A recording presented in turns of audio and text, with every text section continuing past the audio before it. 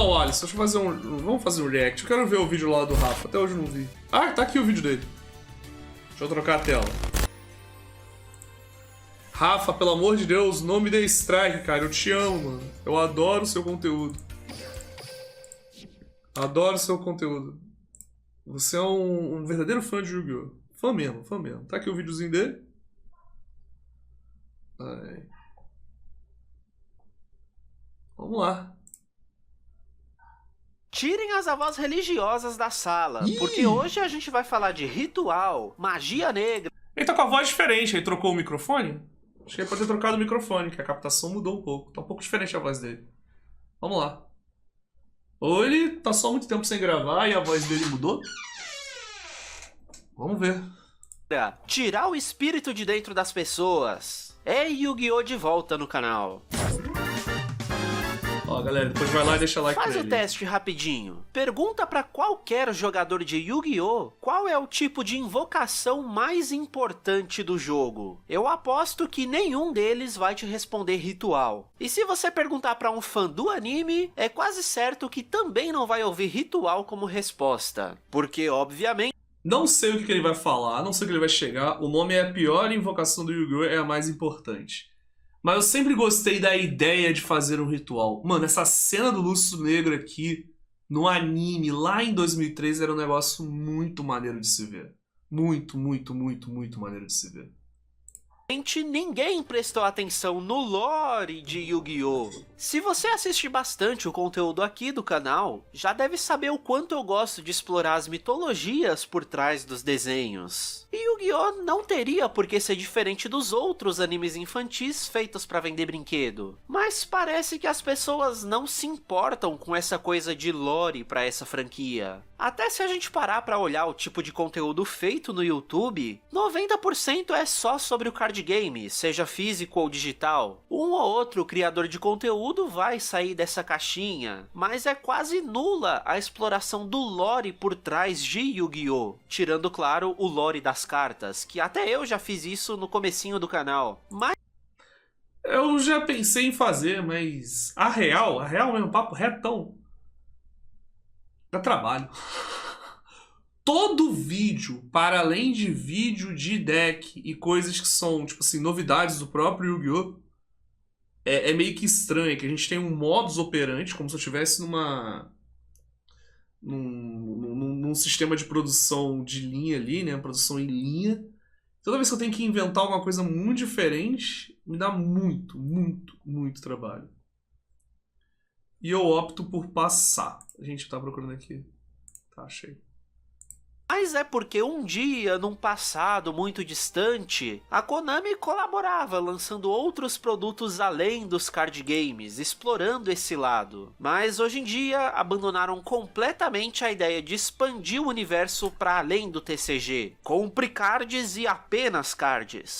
Isso Exatamente. acaba causando um efeito curioso, mesmo dentro do subgênero dos animes de card game. A maneira como Yu-Gi-Oh! Trata seus produtos cria uma divisão que não deveria existir entre os fãs. Tem gente que só joga o jogo e nunca mais acompanhou o anime além do que viu na infância, porque o que rola lá não faz a menor diferença pro meta. E do outro lado, tem a galera que só assiste o anime, às vezes ativamente evitando jogar o card game, por conta do quão diferentes são esses dois mundos entre o animado e os duelos reais. Então nesse vídeo eu quero propor a união desses dois grupos, apresentando uma coisa que os dois podem odiar juntos. O anime de Yu-Gi-Oh! É tão contraditório com o produto que ele quer vender, que transformou a mecânica mais importante de monstros de duelo em literalmente o pior tipo de invocação que dá pra usar no card game. Ninguém ganhou com isso, todo mundo só perdeu. Em pleno 2022, todo mundo já sabe que Yu-Gi-Oh! Começou como um mangá sem as cartinhas, contando a história do Yugi, que literalmente significa jogos em japonês, sendo muito bom em vários deles, a ponto de se tornar o rei dos jogos. E Yugi... O mangá do Yu-Gi-Oh! É um bagulho bizarraço, né, mano? Tu viu ali, os jogos que ele jogava no começo era disputa de faca, tacar fogo nos outros. Do nada virou cartinha de loli. Ai. É uma mudança muito abrupta, cara. Muito abrupta. Yu-Gi-Oh! Mas como o dinheiro sempre fala mais alto, quando os fãs começaram a pedir mais e mais capítulos abordando aquele incrível jogo de cartas que apareceu uma vez, o Takahashi se propôs a fazer um arco inteiro só sobre ele, o arco do Reino dos Duelistas, que anos depois se tornaria a primeira temporada do anime que a gente conheceu, passando a focar total nesse card game. Então é nesse arco que mora a verdadeira essência do que é o Monstros de Duelo, esse jogo de cartas dentro da série, que ficou... Ele tem verdade, ele tem razão, não tinha pensado nesse ponto ainda, né? O anime ele é dividido em alguns... Ah, não, é Reino dos Duelistas, não tá falando da Batalha da Cidade. Mas o último arco do anime tem menos duelos, né? Tem alguns episódios que não tem duelo, aquele arco lá do Egito Antigo. Aí tem uns filler, né? Mas enfim. Ficou bem diferente do Yu-Gi-Oh! Trading Card Game, que evoluiu a partir disso. Quando a gente olha para as fusões dessa época, a gente percebe que elas têm um fator único que desapareceu no card game e séries Desculpa. Essa fusão do Gaia é muito boa. Há muito tempo que eu não via essa cutscene aqui. Cutscenes, como é que é essa trecho? Vou até voltar. Eu até me perdi no que o Rafa tava falando aqui. Mas olha o nível dessa animação. Olha a qualidade dessa fusão, mano. Prestem atenção novamente. Todo mundo que tá aí em casa, os senhores e as senhoras. Preste atenção. Silêncio, por favor. Eu vou até mutar o que o Rafa tá falando. Você tem que admirar com os olhos. E unicamente com isso. Olha bem.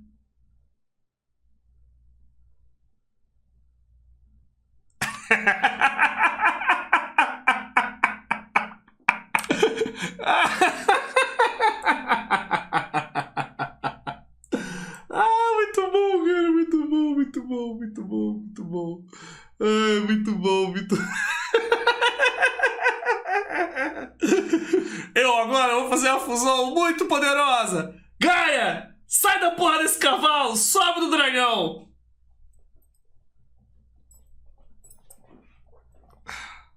Pronto, agora ele tá mais poderoso.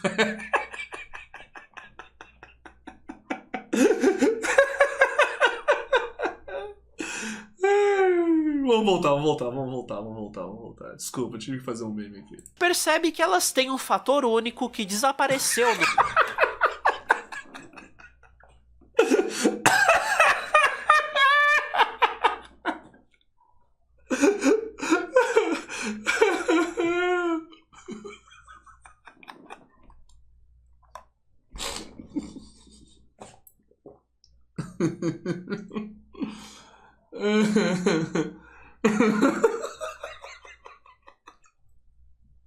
Desculpa, gente, desculpa. É que é meio tosco ver isso, tá ligado?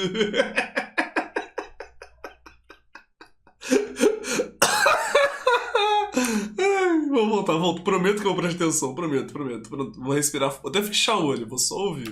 Dessa época, a gente percebe que elas têm um fator único que desapareceu no card game e séries futuras. E isso se liga diretamente ao propósito que esse jogo deveria ter dentro dessa história, indo lá desde o Antigo Egito com as tábuas de pedra até os tempos presentes com os cards de papelão. Aqui, elas eram realmente fusões dos monstros usados. Naquela cena super memorável em que o Rei Caveira e o Dragão Negro se fundem no Dragão Caveira Negro, o próprio nome do monstro já diz o que aconteceu. Os dois se uniram em uma nova criatura que tem as características desses dois, Justo. se tornando algo mais forte do que qualquer uma das duas partes. E isso vai valer para absolutamente qualquer fusão canônica planejada pelo Takahashi. 3 dragões brancos viram um dragão de 3 cabeças. O dragão bebê é envelhecido pelo Mago do Tempo. A Quimera é formada por 2 bestas. Essa visão artística para os monstros de fusão se carrega até o final do anime,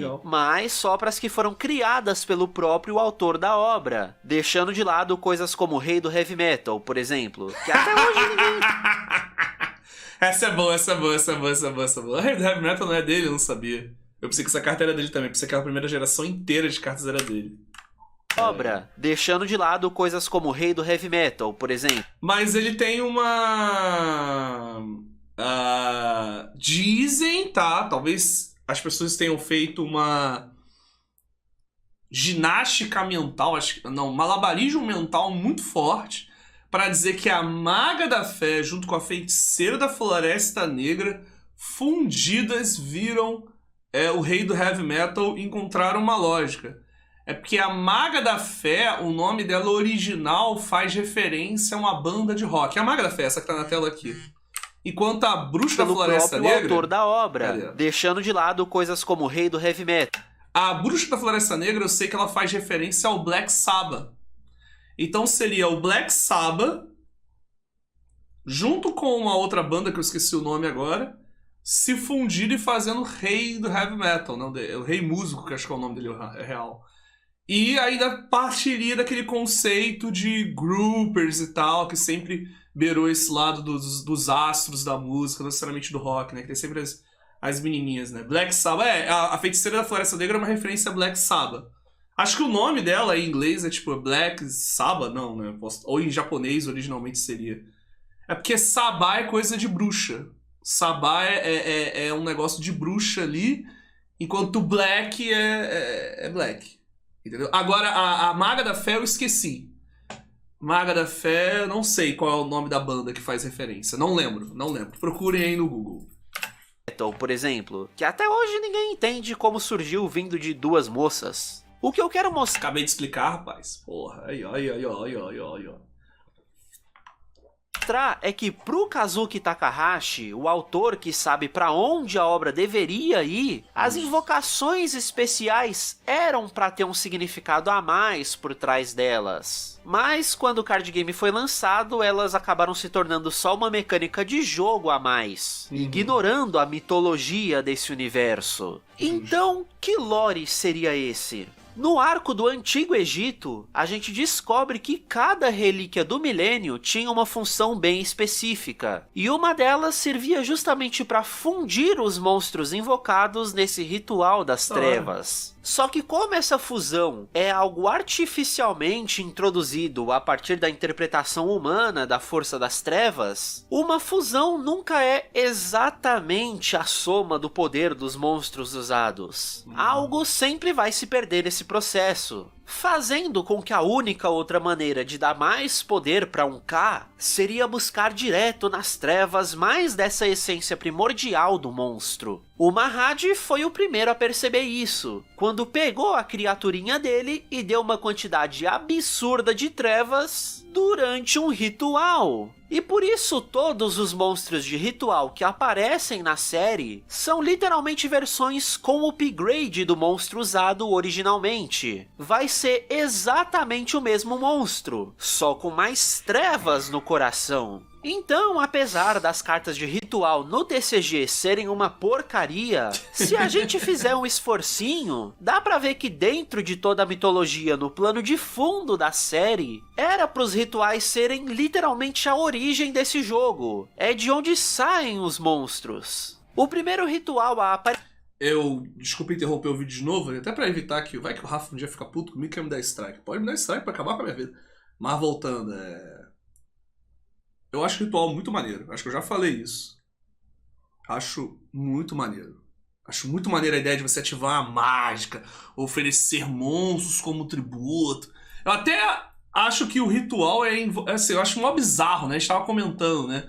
Você invoca um coelho, aí o coelho vira o Zeus. Exceed Zeus. Tá ligado? Tipo, eu acho meio bizarro essas discrepâncias, assim, né? Que tu invoca dois coelhos e faz um bichão.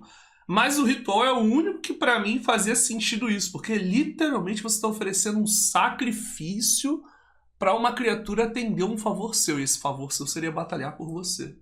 O ritual pra mim é o mais, tipo, que poderia de fato oferecer dois coelhos e trazer o lustro negro. Agora as outras invocações fica mais pra mecânica de jogo, igual eu tava falando agora. Aparecer na série foi o Soldado do Brilho Negro. Ai, isso é muito... Mano, é porque tem muita gente que tá assistindo isso aqui e não pegou o anime na época, mano, isso aqui, tu chegava na escola e tu falava, caralho, mano, o Yugi fez um ritual! Os caras, quê? Os malucos chorando no dia que, não, minha mãe não deixou eu ver o episódio hoje, cara, eu tive dentista.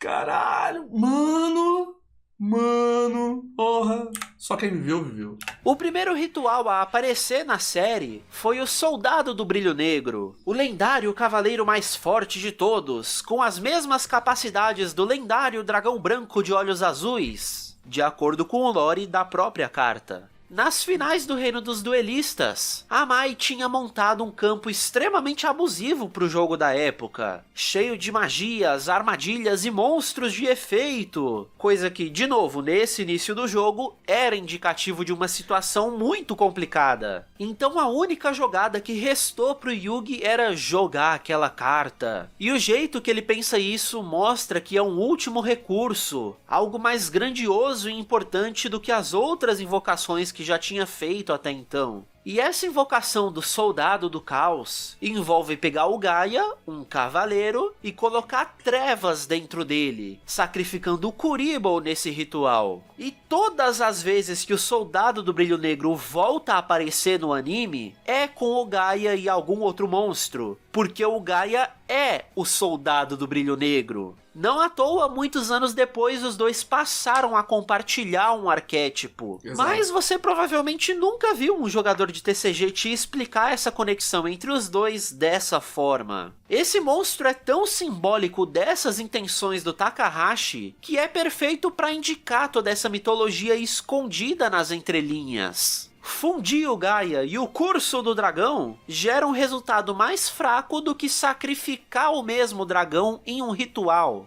Outro ritual bastante simbólico presente na série nem é um ritual de verdade, mas esse conceito ajuda tanto a criar essa sensação de grandiosidade que a série tratou como ritual do mesmo jeito. O final boss de todo o arco filler do anime é o dragão de 5 cabeças. No primeiro mundo virtual ele tava lá, no segundo também, no spin-off horrível feito pra vender brinquedo. Nunca vi esse spin-off.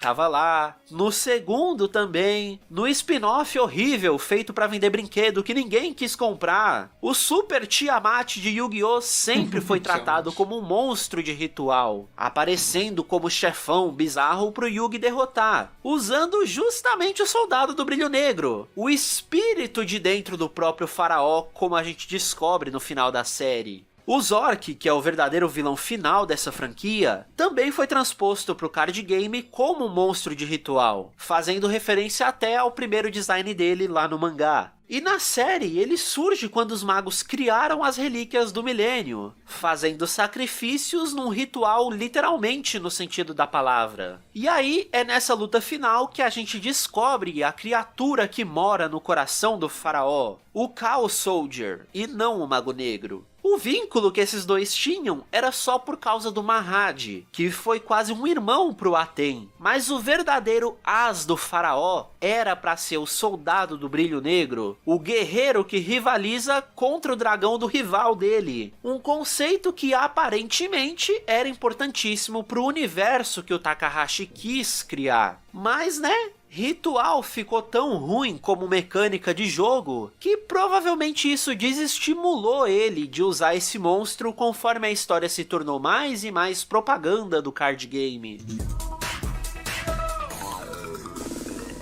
Essa dualidade, né? Só fazendo um parênteses aqui. Essa dualidade que rola de você ter que sacrificar sua arte em prol do dinheiro é muito complicado. Trabalhei com música durante muito tempo e era bem bizarro, tá ligado? Tipo assim, eu ouvi coisas do tipo assim, a banda tem a música, já tava tocando com a música desse jeito, aí veio o produtor, né, que eu era mais produtor de show, né, eu era o produtor que fechava a agenda, arrumava show, essas paradas, né. Cuidava da parte de produção, não produção artística.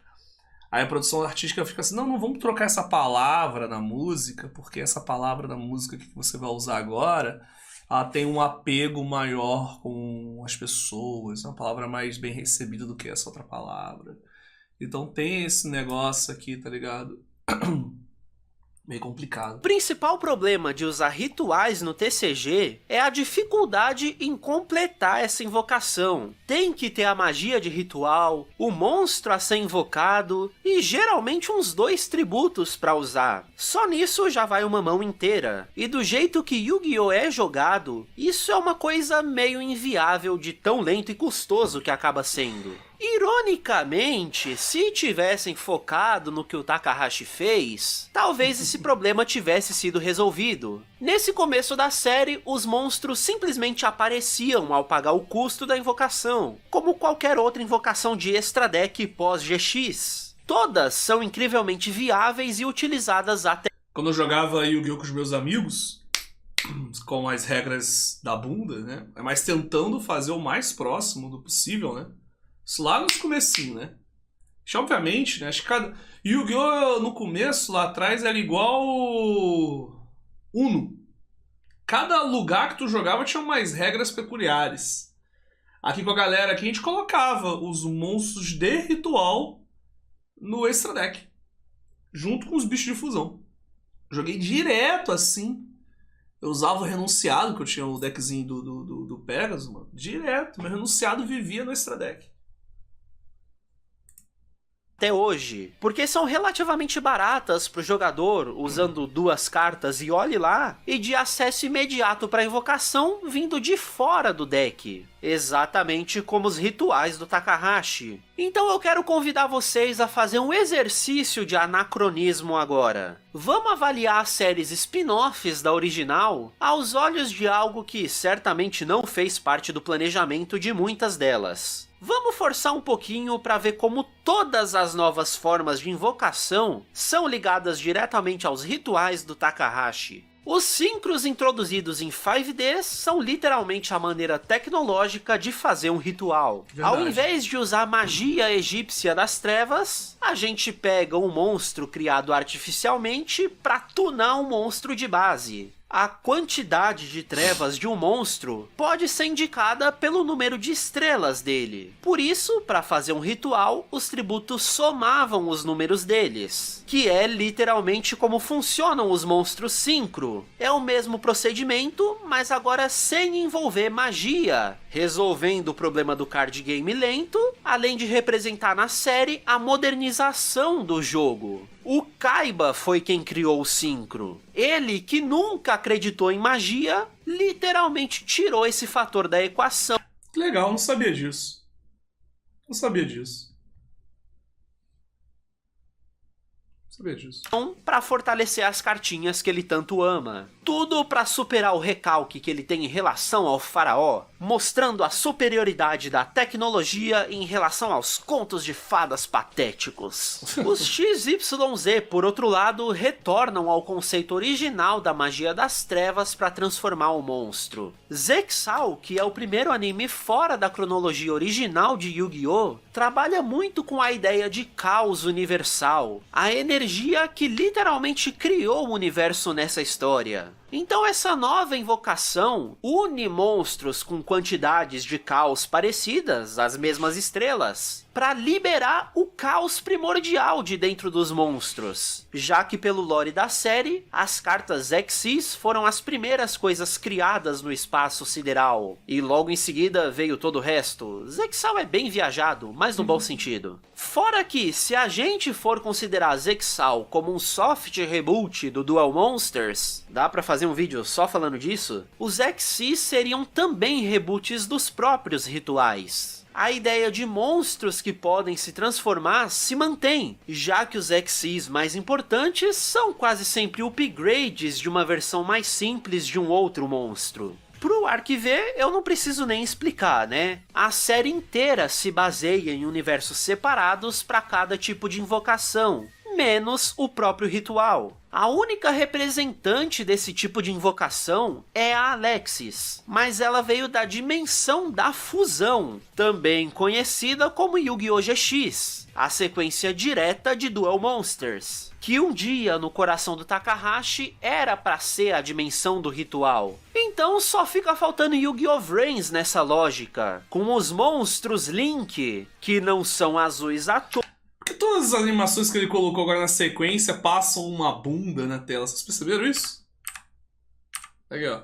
A sequência direta de Duel Monsters, que um dia no coração do Takahashi era para ser a dimensão do ritual. Então agora só fica faltando Yu-Gi-Oh! Vrains nessa lógica, com os monstros Link, que não são azuis à toa, já que eles são os novos monstros de ritual. A gente pode tranquilamente interpretar que Vrains é um super futuro mega distante do primeiro anime, mais especificamente um futuro de Dark Side of Dimensions, o filme que encerrou a série. No mangá que acompanhou ele, o Kaiba tinha acabado de criar o Duel Links, ou o Link Vrains, como preferir, que seria esse universo de realidade virtual feito para os duelistas do mundo todo poderem se encontrar e jogar. Então, como esse é o futuro, os Synchros claramente já existiriam por aqui, por isso eles aparecem com uma certa frequência em Vrains. O problema é o ego do Seto Kaiba, que claramente não teria parado de tentar inovar o jogo até perder o controle de tudo. Em 5Ds, a energia absurda gerada pelos Synchros causou o Zero Reverse, que explodiu uma cidade inteira. Até voltando para GX, aquele arco da Yubel já mostrou os perigos de ir até o espaço buscar algum tipo de energia cósmica para melhorar os cards. Ou seja, indica algum tipo de caos cósmico ou equivalente que poderia ter levado à criação dos Xyz nesse universo também. Então, nesse futuro, cheio de maneiras de exagerar no caos dos monstros, isso precisou ser controlado de alguma forma. Aí entram as Extra Zones e os monstros Link. Uma nova invocação para receber o caos da maneira tradicional e distribuir controladamente só para os monstros conectados a eles. O anime até usa o mesmo...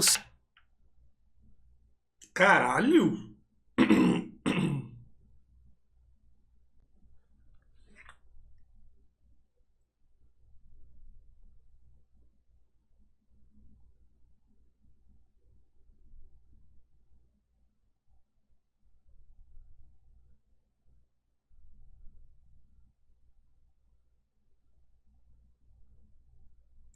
Eu não tenho Rafa no Zap. Eu ia mandar um áudio pra eles, mas não tenho ele no Zap. Não sabia, eu achei que tinha. Círculo na hora de invocar Link e Ritual, só trocando as setinhas por foguinhos. Mas claro que isso tudo não é canônico. Não tá lá escrito explicitamente que o Kaiba criou os Synchros, e muito menos todo o resto que eu comentei. Mas a Kaiba Corp desenvolveu o sistema de 5Ds e Vrains. Zexal eu só dei uma esticada a partir do que eles mesmos apresentaram na série. E Arquive nem precisa de explicação porque a proposta da série é focar nas invocações, separando e unificando ao mesmo tempo. Mas mesmo assim, sendo não canônico, parte de mim quer acreditar que o Takahashi desde sempre foi colocando essas pontas soltas de lore aqui e ali, para tentar criar um mínimo de coesão na obra que mudou a vida dele. Desde Forbidden Memories, muito antes de qualquer anime sequer pensar em existir, ele já se demonstrava como um cara que planeja tudo com muita antecedência e gosta de colocar isso nas entrelinhas, sem deixar muito óbvio. Então, voltando pro reino dos... O que houve? Que é? Chat do nada pulou, o que houve?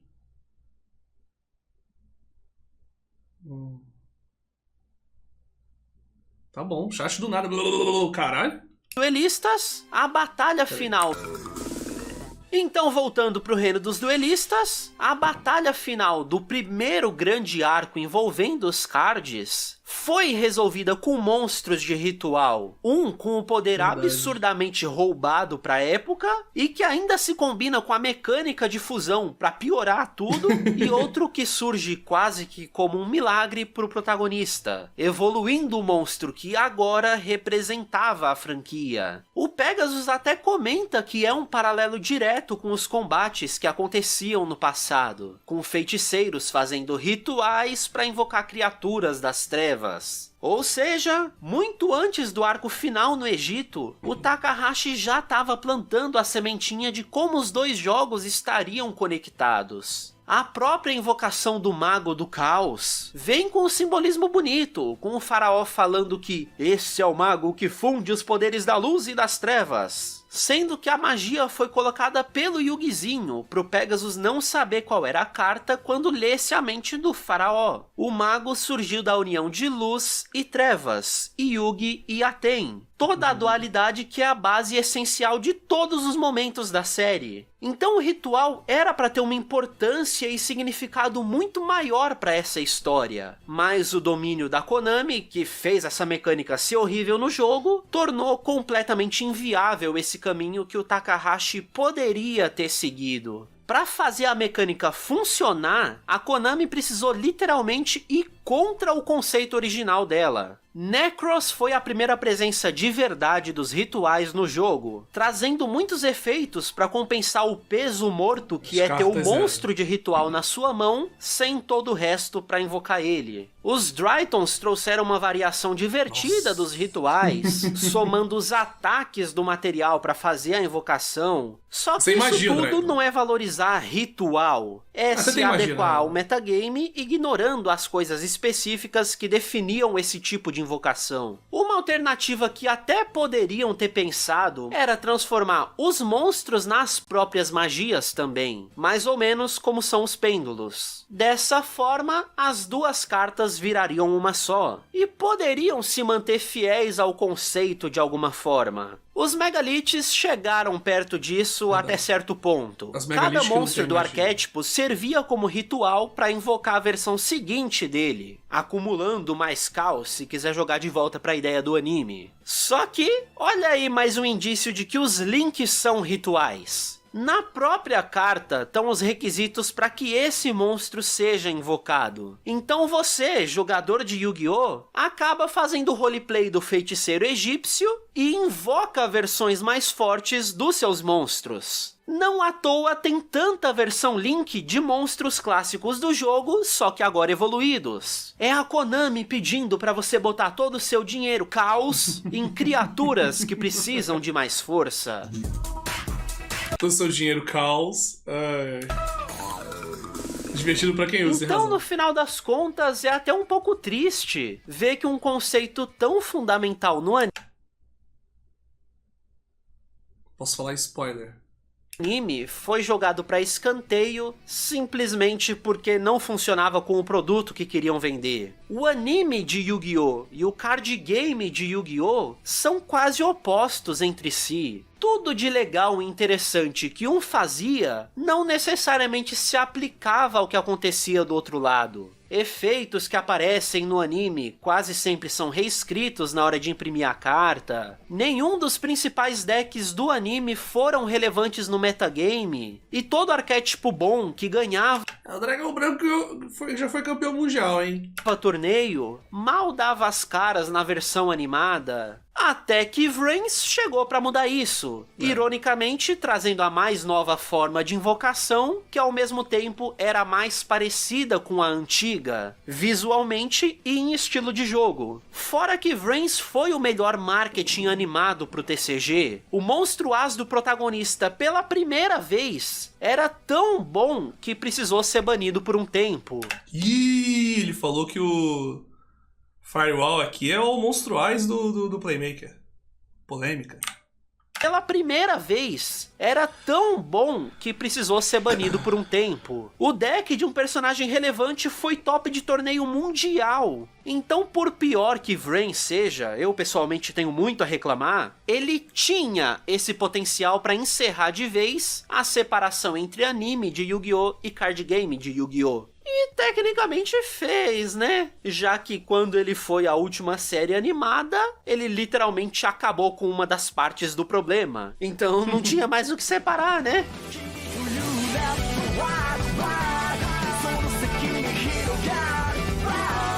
O canal do Rafa é muito bom, mano. Muito bom, muito bom, muito bom, muito bom, muito bom, muito bom. Se inscrevam, deixem o like.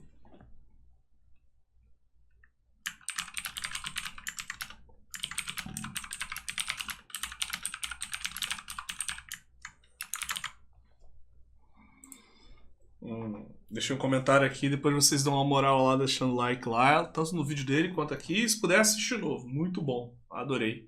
Rafa manda demais, cara. Ele faz um... Ele demora a postar, que às vezes fica um tempão sem postar vídeo, mas cada vídeo dele é um...